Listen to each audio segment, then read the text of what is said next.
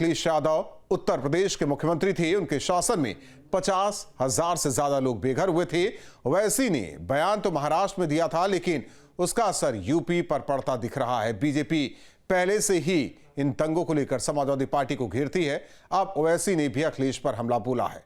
सवाल यह कि क्या इस बयान का असर उपचुनाव पर पड़ेगा? दो टूक में करेंगे चर्चा। पहले सुनते हैं बयान।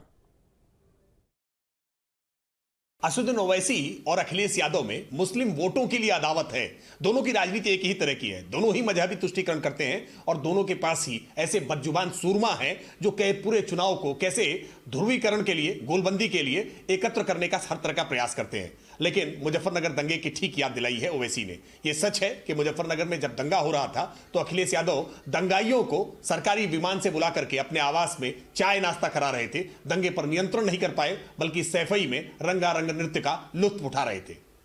देखिए, इस देश में सबसे घटिया राजनीति करने का श्रेय अगर किसी को जाता है तो बीजेपी को जाता है। ये बात सभी को मालूम है। लेकिन उससे भी अगर कोई घटिया राजनीति इस देश में कर सकता है तो वो ओवैसी की पार्टी है, ओवैसी के लोग हैं। इस तरह की बातें कर रहे हैं। आज उत्तर प्रदेश में सत्ता किसकी है? 8 सालों से योगी आदित्यनाथ की। हम विपक्ष की भूमिका का निर्वहन कर रहे हैं। दिल्ली में सत्ता किसकी है? नरेंद्र मोदी की, बीजेपी की। क्या ओवैसी के मुंह में मेहंदी लगी है? ये मेरा सीधा उनसे सवाल है। मुंह में मेहंदी लगी है या किसी तरीका रिस्ट्रिक्शन है कि नहीं बीजेपी के खिलाफ सवाल नहीं पूछेंगे? आप मौजूदा सत्ता से पूछिए कि बहराइच में दंगा क्यों हुआ। अगर आपकी हैसियत है तो पूछिए, नहीं है तो समाजवादी पार्टी को, वैसे तो हमलावर सभी हैं, जितने भी दल हैं इस देश में, उत्तर प्रदेश में, सब समाजवादी पार्टी से सवाल पूछते हैं। अरे भैया, हम सत्ता में नहीं हैं, हम विपक्ष में हैं और विपक्ष की जो भूमिका है उसका निर्वहन कर रहे हैं।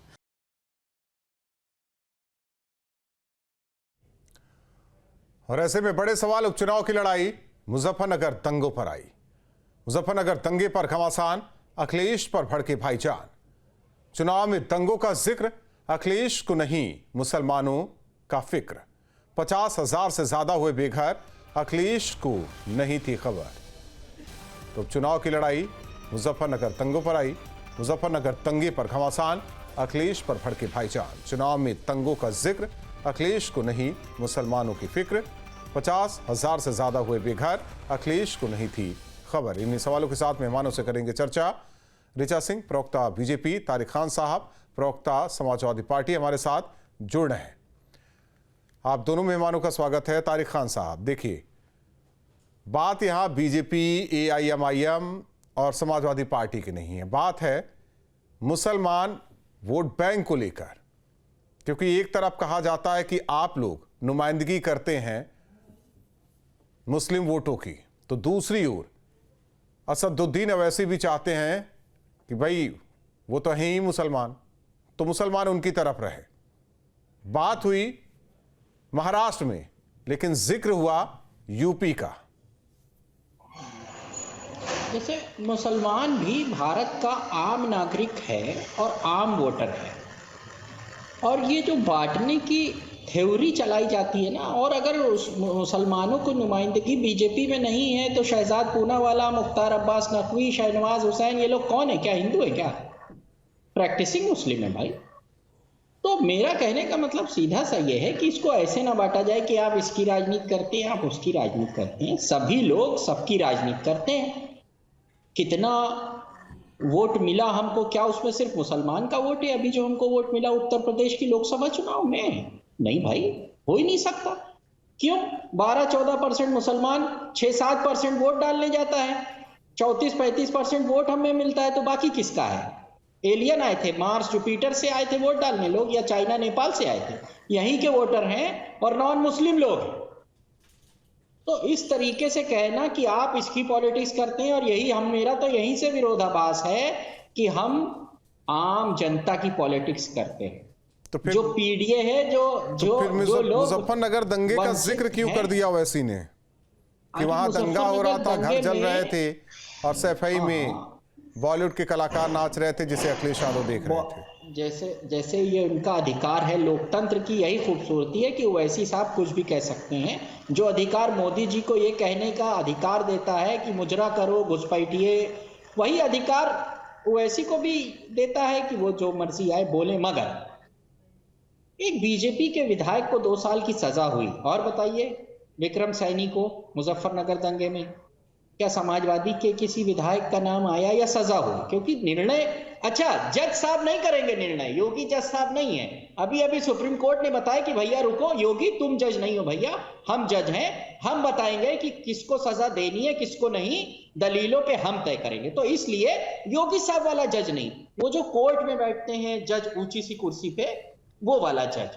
तो उस जज ने विक्रम सैनी को 2 साल की सजा दी और कहा कि तुमने दंगा कराया था, साथ में 11 लोगों को। और क्या किसी जुडिशरी ने हमको इस तरीके से कन्विक्ट किया? नहीं किया। इसका मतलब है आपने दंगा कराया था, आप हिंदू मुसलमान को लड़ाना चाहते हो, उसी थ्योरी पे लगातार चले जा रहे हो और चाहते हो कि हिंदू मुसलमान का और दंगा होता रहे। उस दौरान देखिए ओवैसी साहब का कहना था, ऋचा सिंह जी, अब बीजेपी की बात आई, ओवैसी साहब कहना चाह रहे थे कि सरकार का इकबाल उस दौरान कहां था, बस वोट लेने के लिए था।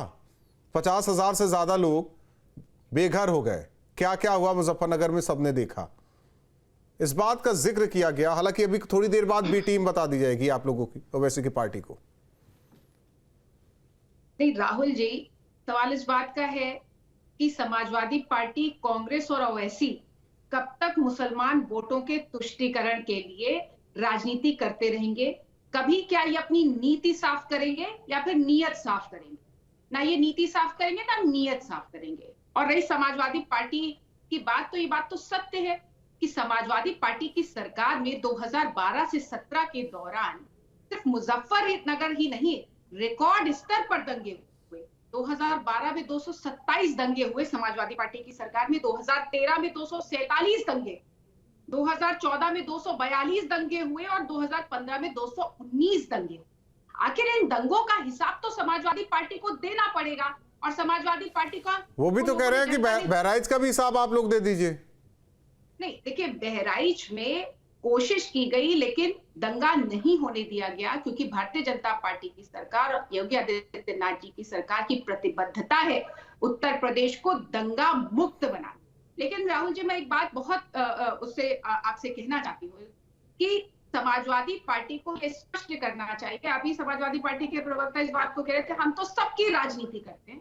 अरे झूठ बोलने से पहले टीवी पर बैठकर इनको शर्म आनी चाहिए। अखिलेश जी के रथ में साफ साफ लिखा हुआ है पीडीए, पिछड़ा, दलित, अल्पसंख्यक कोष्ठक में मुसलमान, क्योंकि यह अल्पसंख्यकों को अपना वोट भी नहीं मानते हैं। तो ये तो अल्पसंख्यक का मतलब सिर्फ और सिर्फ मुसलमान मानते हैं और मुसलमान वोटों का तुष्टीकरण करते हैं। लेकिन उसमें भी अखिलेश जी की नीयत साफ नहीं है। अगर अखिलेश जी की नीयत साफ होती तो ये इनको बताना चाहिए कि समाजवादी पार्टी का राष्ट्रीय अध्यक्ष और मुख्यमंत्री वो लोग क्यों हैं, क्योंकि समाजवादी पार्टी तो जिसकी संख्या भारी उतनी जिसकी जितनी हिस्सेदारी और संख्या भारी की बात करती है, तो मुसलमान वोट तो कहीं ज्यादा है। लेकिन क्या कभी मुसलमान को समाजवादी पार्टी मुख्यमंत्री बना देगी?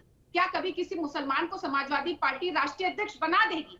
क्योंकि जब हिस्सेदारी देने की बात आएगी तो समाजवादी पार्टी संगठन से लेकर सरकार तक, हाँ बिल्कुल, क्योंकि ये तुष्टीकरण के लिए केवल और केवल। मेहताब उस्मानी साहब हमारे साथ मुस्लिम स्कॉलर हैं। देखिए, नुमाइंदगी की बात हो रही है, कई लोग सिरा ठोक के कहते हैं कि हम इनकी नुमाइंदगी करते हैं, ये बात जग जाहिर है।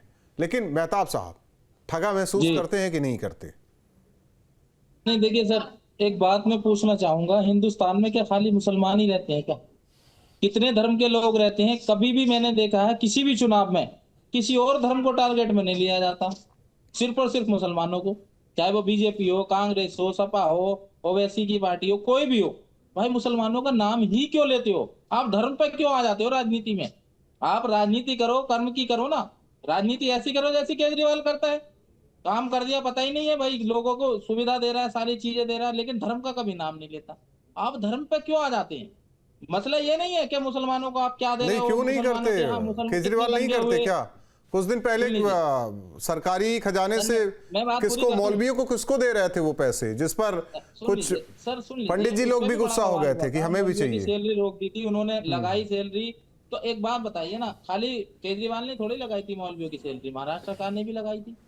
वो मसला नहीं है। मसला ये है कि चुनाव आते ही सिर्फ और सिर्फ मुस्लिमों को टारगेट में लिया जाता है कि मुसलमानों के साथ ये हुआ, मुसलमानों के साथ वो हुआ, इतने दंगे वहां हुए, इतने। भाई क्यों बता रहे हो आप हमें पुरानी हिस्ट्री?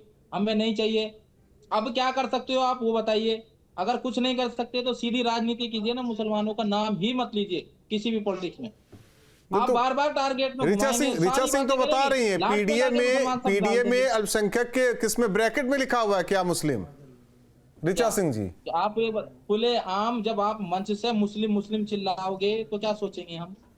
मुस्लिम हम ही हैं या कोई और है, या किसी और धर्म को भी मुस्लिम कहा जाता है? मुस्लिमों को भी मुस्लिम कहा जाता है ना। जब आप मंच से चिल्लाएंगे, कोई भी पार्टी का हो चाहे वो, सीधा और सीधा एक काम करेगा। देखिए जब वोटों की बात नहीं बनेगी तो कहेगा अरे मुसलमानों के साथ ये हुआ, अच्छा हम मुसलमानों के साथ ये कर देंगे, हम उनके साथ। भाई क्यों कर रहे हो आप सीधी राजनीति करो ना।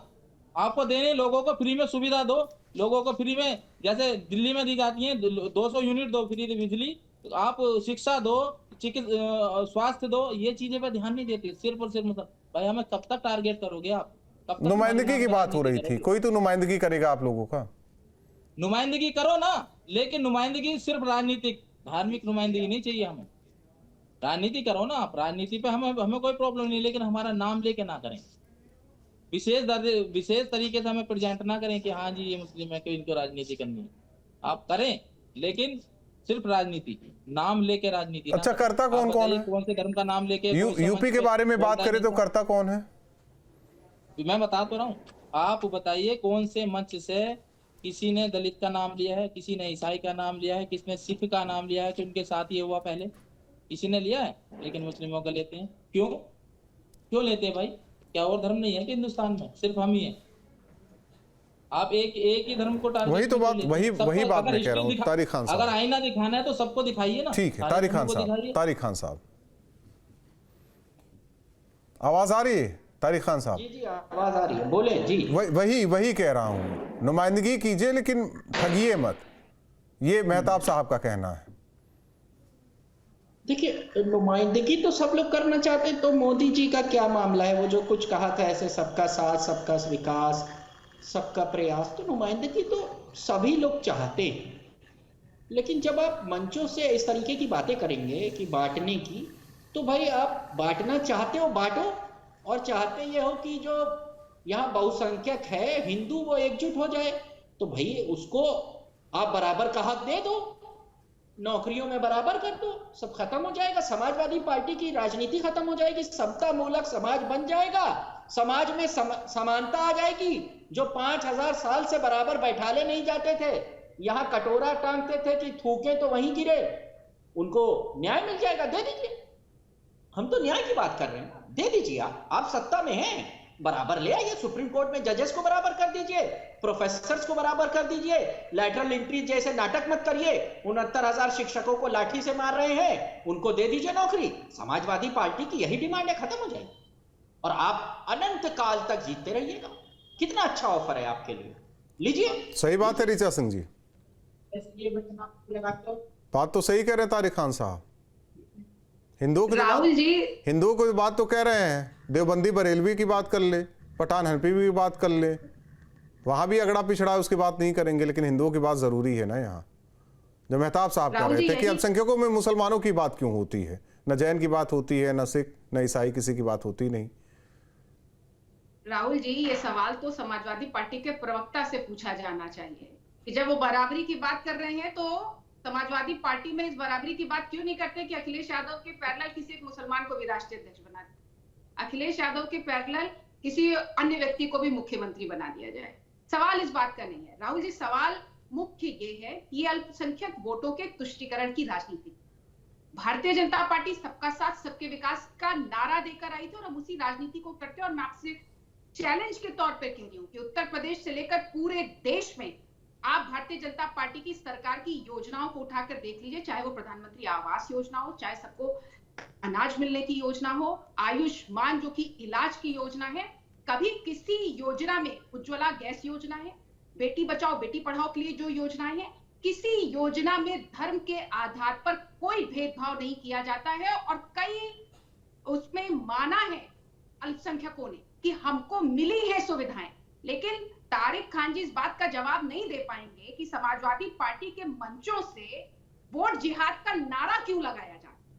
समाजवादी पार्टी और कांग्रेस के मंचों से बाबा साहब भीमराव अंबेडकर जी के संविधान को ठेंगा दिखाते हुए धर्म के आधार पर आरक्षण देने का जुमला क्यों फेंका जाता है? क्योंकि उनको अल्पसंख्यक वोटों का, उसमें भी सिर्फ और सिर्फ मुसलमान वोटों का तुष्टीकरण करना है। इनको मुसलमानों से कोई सरोकार नहीं है। और हम तो कहते हैं भारतीय जनता पार्टी से इनको सीखना चाहिए, सबका साथ, सबका विकास, सबको एक। ठीक है, महताब उस्मानी जी, आप कह रहे थे कि अल्पसंख्यकों में बाकी की बात क्यों नहीं होती? वो तो कुछ परसेंटेज इसलिए बात नहीं होती, आप लोग की बात इसलिए होती क्योंकि 18 से 20% है, वोट की तादाद देखी जाती है ना। सर चलिए, आप कहते हैं हम 12 से 20% है। आप मुझे ये बताइए, क्या सरकार ने हमें 12 से 20% की कोई विशेष सुविधा दे रखी है देश में? कोई ऐसा है कि हमें सुविधा अलग से मिल रही है कोई, या कोई ऐसी मूलभूत सुविधा जो और धर्म को ना मिल रही है?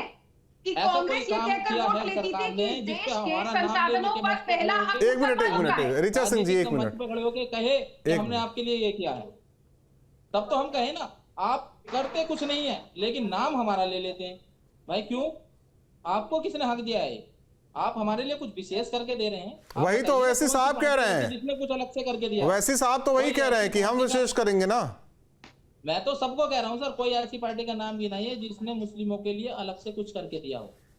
जो सबको मिलती है सुविधा वो हमें मिलती है, तो सबका नाम इस्तेमाल करो ना। फिर 1-2% वालों को वही सुविधा मिल रही है, 20% वालों को भी, 50% वालों की भी, तो फिर 20 वालों को बीच में से क्यों निकाल के उनका नाम लिया जाता है? सबका क्यों नहीं? 2% का भी लो, 1% का भी लो, और 50% का भी नाम लो कि वो उनके नाम पे राजनीति करो। खाली 20% पे क्यों भाई? मुझे ये बताइए ना। अल्पसंख्यक मान लीजिए मुस्लिम इतने हैं, बाकी का आज भी तो पूरा स्टेट है पंजाब, एक वोट नहीं डाला बीजेपी का, वहां तो ये बोलते नहीं बिल्कुल भी। वहां से ये बुरी तरीके से हारे पंजाब से। क्या वो मुस्लिम समुदाय था, वो भी अल्पसंख्यक थे? तो आप वहां से वहां का जिक्र क्यों नहीं करते? खाली घुमाएंगे फिराएंगे सिर्फ और सिर्फ नाम हमारा। आप मुझे पूछिए ना, इनसे प्रवक्ता बैठी है बीजेपी की। ठीक है ऋचा सिंह, बता दीजिए, ये सवाल है महताब उस्मानी का। महताब उस्मानी का ये सवाल है। देखिए, मेहताब उस्मानी जी को ये सवाल पूछना चाहिए उन पार्टियों से जो वोटों की ठेकेदारी करती है। मैंने तो पहले ही मेहताब उस्मानी जी के सवाल से पहले इस बात का जवाब दे दिया कि भारतीय जनता पार्टी सबके साथ और सबके विकास की राजनीति करती है। और मेहताब उस्मानी जी को मैं चैलेंज दे रही हूँ कि ये पूरे देश में एक योजना ऐसी बता दे जिसमें किसी धर्म के आधार नहीं, वो पर कह रहे हैं स्पेशल ट्रीटमेंट नहीं मिला उन्हें, नहीं उनके समुदाय जी, तो मैं तो कह रही हूँ, स्पेशल ट्रीटमेंट आपको क्यों चाहिए मेहताब उस्मानी जी? देश तो में हर नागरिक बराबर, नहीं रुक जाइए, मुझे बोलने दीजिए, मैंने आपके बीच में नहीं बोला था। इस देश में बाबा साहब भीमराव अंबेडकर जी का संविधान लागू है और इस देश में हर नागरिक बराबर है। लेकिन दिक्कत यह है कि आपको स्पेशल ट्रीटमेंट चाहिए और इसी स्पेशल ट्रीटमेंट के नाम पर कांग्रेस और समाजवादी पार्टी जैसी जो ढोंग करती है सेकुलरिज्म का, वो आपको लूटने का और आपके तुष्टीकरण का काम कर रही है। आपको उतना ही नागरिक अधिकार है जितना मुझे नागरिक अधिकार है। और मैं तो कहती हूँ कि जब हम कहते हैं कि हम समान नागरिक संहिता लागू करेंगे और जितना ऋचा को अधिकार है उतना ही किसी मुस्लिम महिला को भी अधिकार मिलेगा, तब तो आप उस पर हो हल्ला मचाने लगते हैं। हम तो अधिकार देने की कोशिश कर रहे हैं और इस देश में संविधान के अनुसार सबको बराबर का अधिकार है। ये तो कांग्रेस पार्टी से अब जाकर तारिक खान साहब, स्पेशल फील कराया जाता है लेकिन कुछ स्पेशल नहीं होता। स्पेशल चाहिए, नागरिक बराबर हैं और बराबर ट्रीट होना चाहिए। लेकिन जब दिक्कत क्या होती है ना, जब गिरिराज सिंह जैसे लोग कहते हैं, पता है, मैं कोट कर रहा हूं एज इट इज स्टेटमेंट, सारे मुसलमानों को 47 में अगर पाकिस्तान भेज दिया जाता तो हमारी बहू बेटियों की इज्जत बच जाती। कितना अच्छा स्टेटमेंट है भाई, कितना अच्छा, रिस्पेक्ट दे रहे हैं मुसलमान, मुझे रिस्पेक्ट मिली है कोई भी हो यहाँ पर, कितना अच्छा स्टेटमेंट है। दिक्कत यहीं पे हो जाती है। और फिर मैं कह रहा हूं, कोई भी भारतीय नागरिक जो टैक्स पेयर है, जब वो टैक्स देता है तो उसकी धर्म या जाति या उसका क्लास या सब क्लास नहीं पूछा जाता। जब वो टैक्स देकर सामान खरीदता है भारतीय नागरिक की तरह, तभी वो किसी भी योजना का लाभार्थी भी होने का हकदार हो जाता है। क्योंकि आजादी के बीच में करते हैं और इस देश को जो बांटने का प्रयास करते हैं, हम तो सफल नहीं होने देंगे, क्योंकि हम तो कह रहे हैं। मैडम देखिए, मैं किसी के बीच में बोलता नहीं हूं। देखिए ऐसा है, एंकर महोदय मैं बोल लूं तब मैडम से बुलवाइए या मैं ना बोलूं। मुजफ्फरनगर दंगा कितने दिन तक चलता रहा तारिक खान साहब, जिसका जिक्र किया? मेरी बात तो कंप्लीट हो जाने दीजिए। क्यों पूछे ना, 2012 में 227 दंगे तो हुआ कि नहीं नहीं, हुआ? एक मिनट, ऋचा सिंह मेरी बात तो कंप्लीट हो 2013 में जाने 200 दीजिए। तारिक खान साहब, हुए तारिक कि खान नहीं साहब। हुए? मेरी बात तो लंबू कंप्लीट हो कादिर जाने राणा दीजिए। के परिवार अब वालों ये ने एक मिनट, ऋचा जी, दिया सुन कि नहीं लीजिए। दिया? कितनी अच्छी बात कह रहे हैं तारिक खान साहब, सुन लीजिए।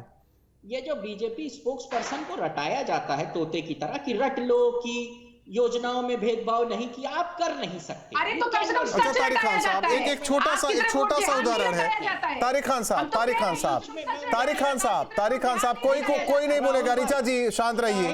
तारिक खान साहब, तारिक खान साहब, तारिक खान साहब, महताब साहब भी अभी कह रहे थे कि स्पेशल क्या हुआ। तारिक खान साहब, गाजियाबाद में हिंडन किनारे हज हाउस बनता है।